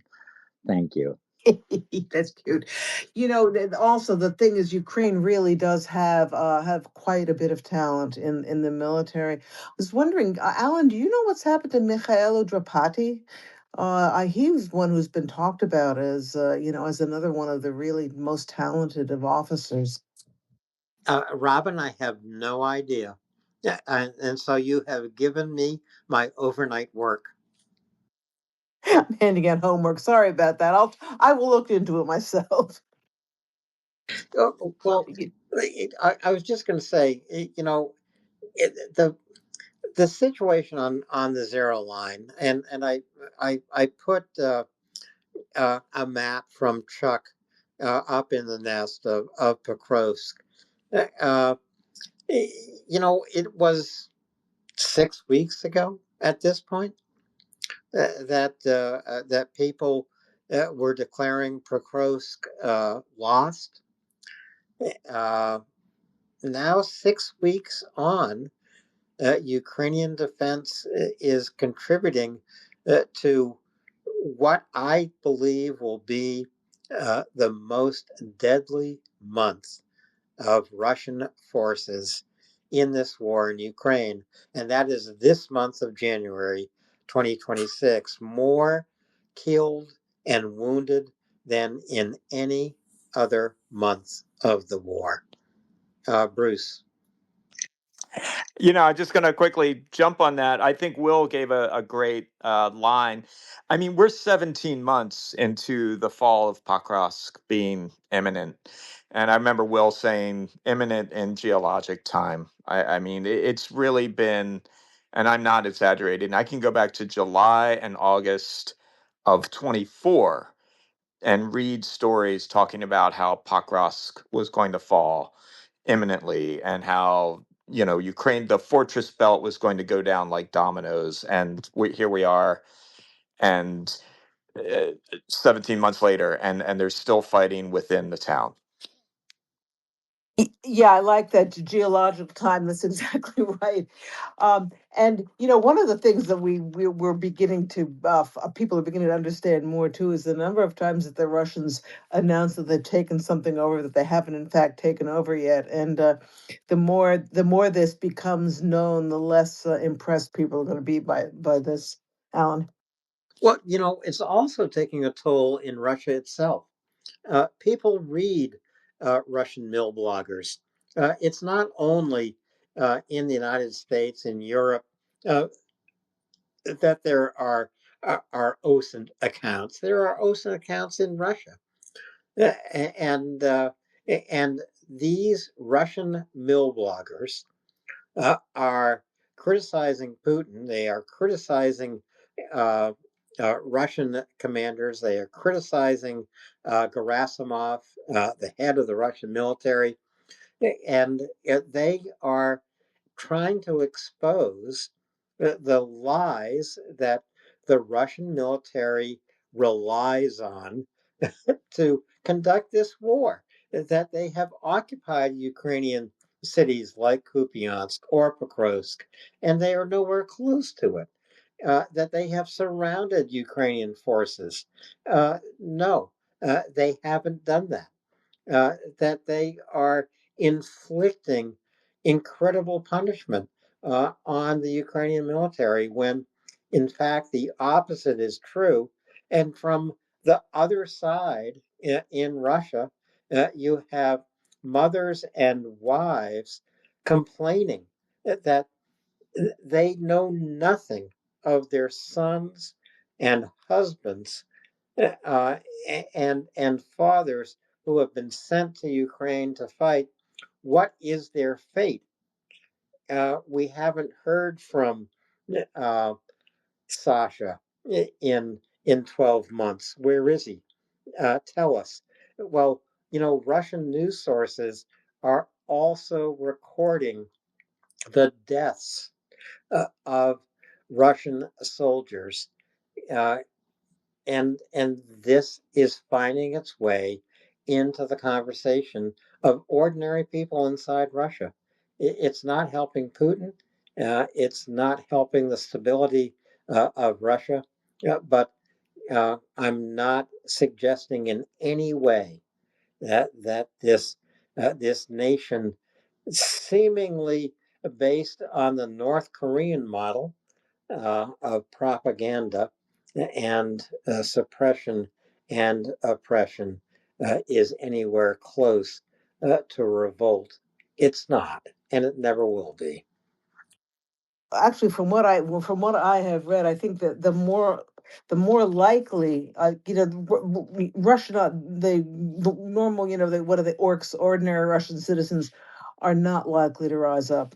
But the people who do have some clout and who are beginning to get a little restive are the oligarchs surrounding Putin, and they're the ones who are taking the hit economically and otherwise. They have that's I think if anything is going to happen inside Russia to weaken them, I think that's where it's going to be coming from, those other oligarchs.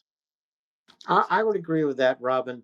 I think the ordinary Russian is so passive and so brainwashed, and has uh, this very strange approach to authority that they can't confront it. They can only accept what authority will deliver to them. Uh, the Russian people are not prepared to rise up. Look, yeah, there were protests in St. Petersburg and in Moscow uh, when Yeltsin was in office, when Boris Nemtsov, who was murdered by Putin, was a member of the Russian Duma. Uh, he really was an opposition figure in Russia. There are no such opposition figures in Russia who would draw together uh, thousands or tens of thousands of Russians to their side. They don't exist. It's a sad thing about Russia, but Russia has its own history to live out. What we want to do is to be certain that Ukraine claims its own future of vibrant democracy, membership in the European Union, and quite possibly the driving force behind Europe's creation of its own defense forces. God knows Europe needs that now more than ever. Yeah, absolutely. And President Zelensky has been pushing this. I don't remember the exact number, several million, but he has been very straight about saying that the Europeans are going to have to put together a force of several million soldiers if they expect to be able to maintain their independence and freedom. And as you're saying, Ukraine is obviously ideally positioned to take a leadership role in any future European force like that. James, go ahead. Yeah, Zelensky said look for 2 million soldiers in Russia by 2030, and that might be, an underestimate. So yes, deterrence requires more. Well, I saw that, James. I think Zelensky said Europe needs a self defense force, and I will call it a self defense force.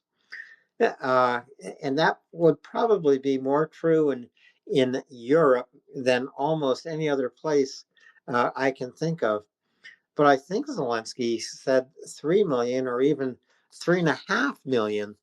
And Oh, that they need if to you, defend, but that he's saying that there'll be that many Russians I was talking about that will be ready to attack by 2030. So he wasn't saying, 3.5 million Russians. He was saying Ukraine and their allies, all of Europe, needs that many, 3 million or more, to defend, deter. well, that's exactly what I'm saying, James. I probably didn't say it very No, clearly, I just wanted to but point out that he was saying there was a certain number of soldiers that you can expect to be ready by 2030, and he named 2 million. well, Ukraine, which has, I think, the most experienced military force in the world, probably the best commanded, quite possibly the best trained for uh, fighting in a drone war. Ukraine would be the core of any European self-defense force, which Europe really, really needs. Look, Robin, I know we are drawing to the top of the hour and the close of Volya Radio tonight. One thing I wanted to mention right now, as we are talking about military things, Russia in occupied Ukraine has undertaken a mass mobilization of Ukrainians into Russian fighting forces in Ukraine. This is just a horrific situation in occupied Ukraine. I don't know, Robin or James or Will, Brian, Alex, have you read about this? I mean, I thought we all knew it was happening. This is the brutal reality. If Ukraine is taken, then in no, choose your time period. I'm not a military analyst or fourth generation expert, but yeah, that we'd end up having to. If we had to go again, we'd have to end up killing Ukrainians, which is even more brutal than one could possibly imagine, given what's already happened to them already. Yeah, I think that's right, Another. And in terms of how much we need them, do any of you recall back when Hungary had I can't remember the size of the unit, like a brigade or an armored brigade, so like a mechanized, that had a whole bunch of IFVs and various things doing drills off the border of Ukraine last year? Does anyone remember that? I can't remember exactly who said it. I got it secondhand, but one of the comments of someone asked, like a Ukrainian drone officer, is like, what do you think of the this NATO brigade? Because let's be honest, Hungary is a NATO standard force. Their soldiers are not going to be incompetent, no matter how incompetent their government is. And I think the response from the officers is like, it would take an experienced Ukrainian drone unit about half a day to deal with all of them. And it's like, what if they were Russians? It's like, if it was Russians, it would take them a day to get rid of them. But that is the reality. That was a NATO standard force. If that was meant to intimidate Ukrainians, they just laughed at it and said, not only doesn't it doesn't intimidate us, but even the Russians would wreck them too. It would just take them a day to do it versus we'd be done by lunchtime. So we really, really need to have Ukrainians in here. Like I saw there was an advert recently which came out from America, from the Secretary of War and all that bullshit. And they were doing FPV drone exercises where they were trying to fly FPV drones inside while soldiers, soft guys, were clearing a building. It's like, when has anyone seen Ukrainian soft soldiers clearing a building with an FPV drone as a screen in front of them? I've never seen it. I've never heard of Ukrainians doing it. I mean, it looks fucking cool on the video. Don't get me wrong. If I didn't know anything about drones, I'd be like, oh my God, that looks fucking badass. But I'm sure the Ukrainians are probably looking at it going, right, okay, why don't we just sit 20 kilometers back or 30 kilometers back and just smoke them on fiber optics rather than actually risking soft operators? I'm just looking at it as someone just who's observed Ukrainians going, this is a really cool movie. I could see this being like a promo for the next Call of Duty or Modern Warfare. But in terms of what actually works, the Ukrainians seem to be pretty creative. They seem to have tried pretty much fucking everything. If they're not doing it, there's probably a good reason for it. But nevertheless, this is marketing that we're seeing. Huge respect for guys like Erland and stuff in this space going, oh, yeah, do you know why he makes drones and stuff? I was like, I'm sure you do. I know Estonia do. I also have heard feedback from the guys over in Ukraine who've got them. And God, it's not just the drone. That's what we talked about. It's how you maintain and sustain the drone. So that's about the pilot. That's about the drone technicians. That's about the supply of the parts to upgrade it, to make it combat effective in whatever area you're operating in. We're so fucking far behind that without Ukraine, any notion is just ridiculous. And the reality is, actually, if we wanted to scare the shit out of America, which unfortunately is not a real, something we need to consider, prepare for the worst, hope for the best.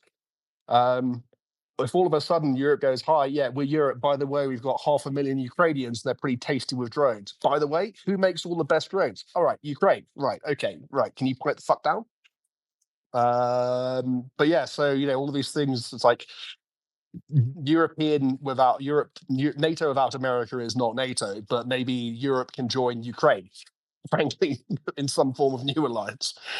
we can bring off exquisite fast jets and capabilities like our carriers, but in terms of actually how to fight a modern drone war, the only thing, unless basically you need one side, you need Russia or Ukraine.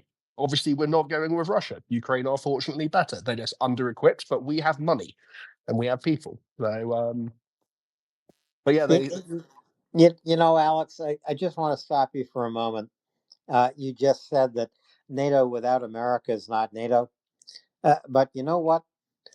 America without NATO is not America. This is the longest lasting military alliance, I think, um, in modern history, from 1949 to today. it's certainly the most successful. Well, it has been, I think, the most successful, but it's also been the model for a world of international order, of laws and standards that has given us a kind of peace in the world for almost 70 years. Why anyone would try to destroy that is beyond me. I don't understand it in any way whatsoever. And I'm not going to speculate about it, but the only beneficiary of what Trump is doing is Russia, maybe China, but certainly no American, and certainly not America itself benefits from this crazy foreign policy that maybe it's a brain worm. I have no idea what Donald Trump is suffering from. Brian?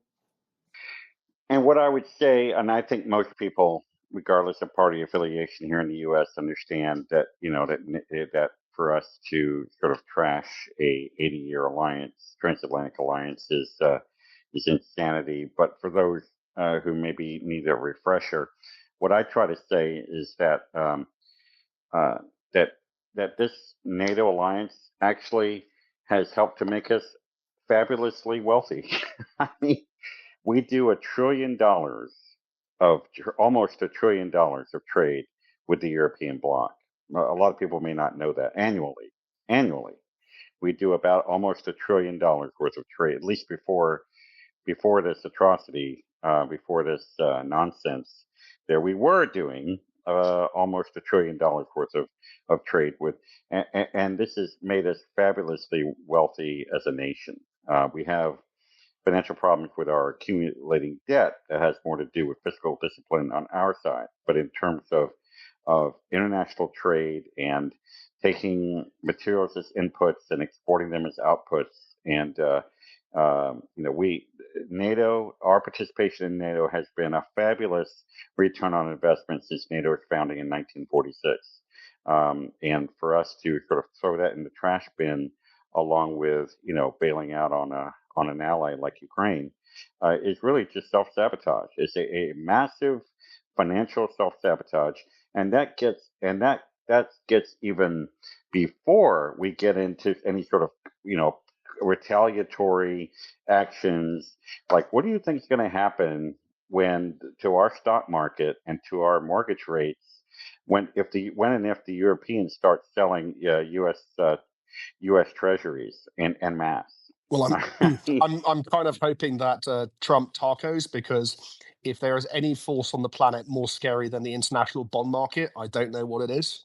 And I think we've all seen what bond markets and stock markets, for that matter, are doing today.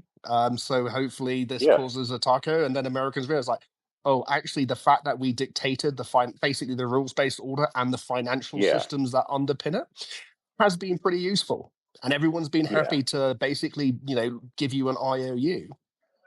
But like one Danish, one Danish sell-off, like one pensions provider, and look how the market puked. What happens if it becomes concerted? I mean, I'm just like, hopefully this is just a warning call. Like, literally one pension fund, in no disrespect to Denmark, a small country, did that, the market puked. What happens if it's unfortunate that this might be a thing Americans need to see pain to realize actually Yes, how good they have had it. exactly. Yeah, it's sort of narrative that the United States has bankrolled, Europe and NATO. And don't get me wrong, count me as one of the people who feels like Europe should have been and should be investing in more in its own collective defense as a percentage of its GDP. But at the same time, this is a two-way street, right? So the Europeans have been kind enough to help finance the United States through these U.S. treasuries. There's actually a pie graph that I just downloaded, that I saved. That I'll probably just put into a tweet just so that people give a perspective on which countries hold and how much U.S. debt and how much each region of the world in terms of debt of treasuries that the different parts of the world and the part in Europe, the section in that pie graph of Europe is huge, huge. So you talk about F around and find out. If we don't course correct and step away from the cliff here, we are going to be in a world of hurt. And I'm sorry, I'm not going to have any sympathy for us as a nation if we get to the found out part, if we don't back off of this insanity with Greenland, right? So it's going to hurt, everyone everyone in the United States is going to feel pain. Just think anal intrusion. That's what that looks like. So Well, Brian, that is worse than me talking about condoms in Kyiv during the blackout. And we should put a hashtag on this space. Hashtag well, anal I, intrusion. it would probably become the largest listened to space in Volya Radio history. But Oh That look, would be the hashtag in the Spotify playback too. my. Yeah, right. well, Brian, if you're not in marketing, get to it. Robin and I, regardless of Alex and Brian. Well, I'll go to one more hand, Robin, and then we're going to close the space. That hand is important because it's dry fly, and dry fly pays attention to exactly what Brian has been talking about. Dry fly, go ahead. Yeah, I'll keep it short because everybody needs to move on for the night. But just remember, this stuff doesn't go in a straight line. Okay, so while you guys are talking, I've been watching Bloomberg, and Dow is up. The Dow future is up 100 points, which is not a lot. I mean, compared to yesterday at this time, it was down about 400 points, and it ended up dropping, about 800. So you'd look at it today and say, oh, it's going to be up maybe 200 tomorrow. Well, you can't predict that.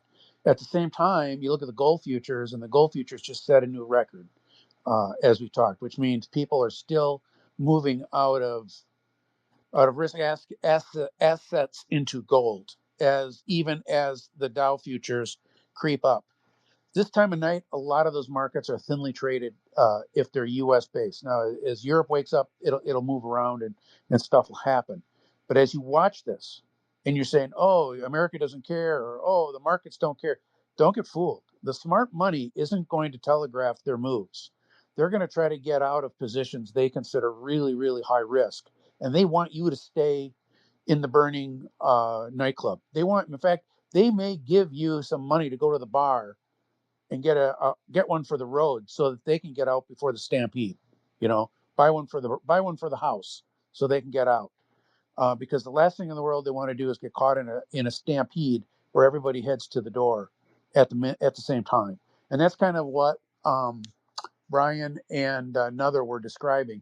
Everybody sells bonds. The market goes to hell in a handbasket, and people all stampede for the exits. Well, the people who are holding trillions of dollars, and that, by the way, includes European central banks who very much might want to get out of dollars. They're not going to do this just for a statement. They're going to do it to protect their economies and protect their people. They can use those assets to then to support their governments as chaos rolls around the world. I mean, if I were a central banker in Europe right now, I'd say, how can we convert US dollar debt into euro bonds without getting crushed? Because that's how you save your people. So when you're watching this stuff play out, realize that it's not going to be a clear message. You're not going to be in the room when the decisions are made. And so you have to act accordingly. And I'll listen. So I think the bottom line, Alan, is this is a great time to not look at how your investments are doing. Yeah, I guess that is the bottom line, or maybe you do want to look and take action. I don't know. It's up to you. Unless you've invested in drones for Ukraine. It's a different type of return on investment, but the return Well, seems pretty damn good. that's what I told Alan. I think I'm going to take some of my money and put it into Rivnia. Same idea. It is the same idea. Yeah, and I agree with Alex. You get a double return on your investment in Ukrainian defense and Ukrainian innovation. Robin, I have moved the fundraisers to the front of the nest. If you look at the first three tweets in the nest, you will find an opportunity to support Ukraine, and it's everything that you might be looking for. Supporting Ukraine in this frigid night that stretches from Lviv to Odessa to Kharkiv, and it is a frigid night in Ukraine this evening, this early morning. Yeah, take a look at some of the other tweets up in the nest if you want to see the beauty and resilience of Ukraine, and maybe that will inspire you to be as generous as you possibly can be when you choose one of the tweets in the nest, the first three, choose one of those to donate to. Robin, I Yeah. hate to say it, but I really believe that the next 6 to 10 weeks in Ukraine are going to be among the most harsh, the most brutal weeks of this war, especially for Ukrainian civilians in the cities everywhere in Ukraine. Every city in Ukraine is a frontline city. I want our listeners to take that to heart. Yeah, thank you, Alan. Yeah, and that is definitely true. Being in the far west of Ukraine does not mean that you're not a target. The Russians seem to try to figure out where the defense is going to be wanting a little bit, and then aim in turn at some of these cities. I just wanted to mention, Alan, thank you for putting that first tweet in the nest. I didn't realize that War Doggo had already announced this, but the next fundraiser that he's doing is something that is something I think we should all get behind, and that is providing diesel heaters for guys in the trenches, people on the front lines. I don't know how he does it. He's gotten an incredible price on these. These are heaters that we've provided before in winters to guys on the front line. This is a way that you can really make a massive difference. This is for Andriy and his electronic warfare unit of the 18th the Sloviansk Brigade of the National Guard. But anyway, while we're still up, take a look at some of those of fundraisers and see if you have a. But if our investments are going to go into the tank anyway, might as well take some money out and give it to War Doggo before it goes away anyway. So that might be a way to look at it. But with that, I just want to mention before we close the next few things we have going on Volya Radio. 5 hours from now, 2 a.m. Eastern Time, Genesis Man and Mockers will be on. Great, Genesis Man is a relatively new co-host, and he and Mockers have an incredible chemistry together. It's a really great couple of hours with them. Then later on at 12 noon Eastern, we have. What is that called? Oh, I'm sorry. Oh, no, wait, I'm looking at the wrong. Hang on a second. Let me get to the right.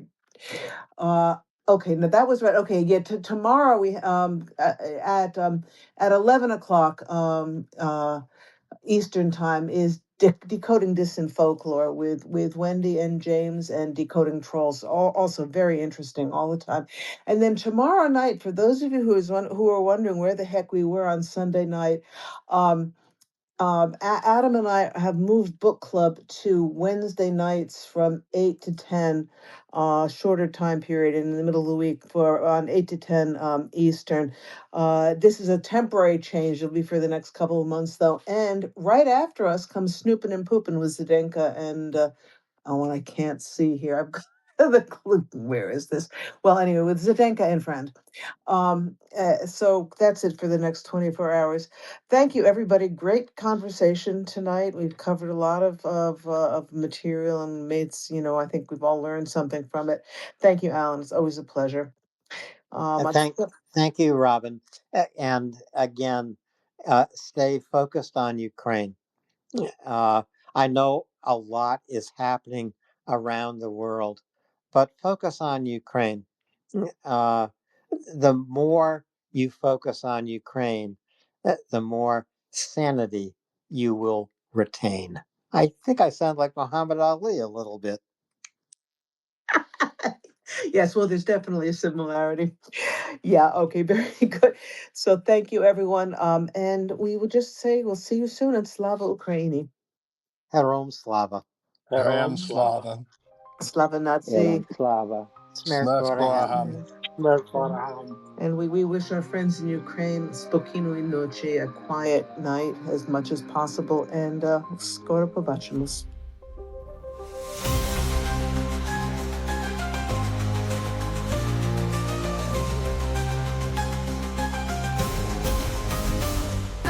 Join us.